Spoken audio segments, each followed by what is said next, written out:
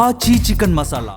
కళాశాల ప్రిన్సిపల్ లెక్చరర్లు వేధింపులకు గురి చేస్తున్నారంటూ ఉప్పల పోలీస్ స్టేషన్లో విద్యార్థిని ఫిర్యాదు చేసింది. లిటిల్ ఫ్లవర్ డిగ్రీ కాలేజ్లో బీఎస్సీ 3వ సంవత్సరం చదువుతున్న విద్యార్థిని ఆరోగ్య కారణాలతో అటెండెన్స్ ఫీజు చెల్లిస్తూ పరీక్షలు రాస్తుంది. ఇక మొదటి సంవత్సరం నుంచే కళాశాల ప్రిన్సిపల్ లెక్చరర్స్ తనను వేధిస్తున్నారని ఆరోపించింది.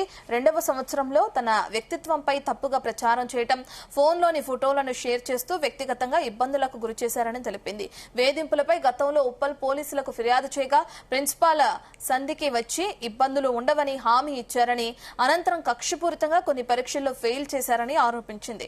ఇటీవల మళ్లీ ప్రిన్సిపాల్ లెక్చరర్స్ మానసిక ఒత్తిడికి గురి చేసేలా ప్రవర్తిస్తూ అనుచిత వ్యాఖ్యలు చేయడంతో మానసికంగా ఒత్తిడికి గురవుతున్నానని బాధితురాలు ఆరోపించారు.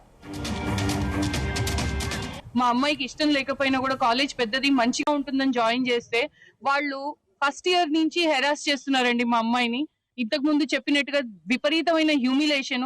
ఆవిడ ఎవరైతే ప్రిన్సిపల్ ఉన్నారో జయంతి రెడ్డి గారు, she's fit for nothing there. ఆవిడ ప్రిన్సిపల్ గా పనికిరారు.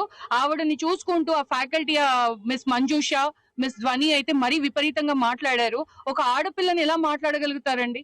ఇది పద్ధతి కాదండి. ఒక కాలేజ్ కి మనం చదువుకోవడానికి పంపిస్తున్నాం గానీ వాళ్ళని హ్యూమిలేషన్ చేసి పంపించడం అనేది కరెక్ట్ కాదు.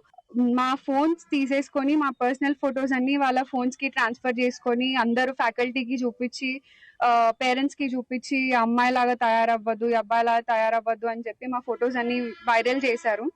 అయినప్పటికీ మా అమ్మగారికి కంప్లైంట్ ఇస్తే ఫైట్ చేసి పోలీస్ స్టేషన్ కి వచ్చి కంప్లైంట్ ఇచ్చారు. వాళ్ళు మళ్ళీ వచ్చి సారీ లెటర్ రాసి ఇచ్చారు. ఇంకొకసారి ఫొటోస్ ఫోన్స్ తీసుకోము, స్మూత్ అకాడమిక్ ఇయర్ ఉంటుంది అని చెప్పారు. అది అయిన వెంటనే మాకు 4th సెమిస్టర్ లో సెక్ పేపర్ అని ఒకటి ఉంటుంది, which is number theory. So అది కావాలని టార్గెట్ చేసి ఫెయిల్ చేశారు మ్యాథ్స్ ఫ్యాకల్టీ. అది అయిపోయినా కూడా నేను అంత పట్టించుకోలేదు. అయినా కూడా ఈ ఇయర్ 2026 లో నా ఫైనల్ ఇయర్ అయిపోతుంది. నా ఎగ్జామ్ ఫీజు వచ్చేసి 3050. ఫీజులు తీసుకున్న తర్వాత పర్సనల్ విషయాలతోటి మీకు ఏం అవసరం అని నేను అడుగుతున్నాను.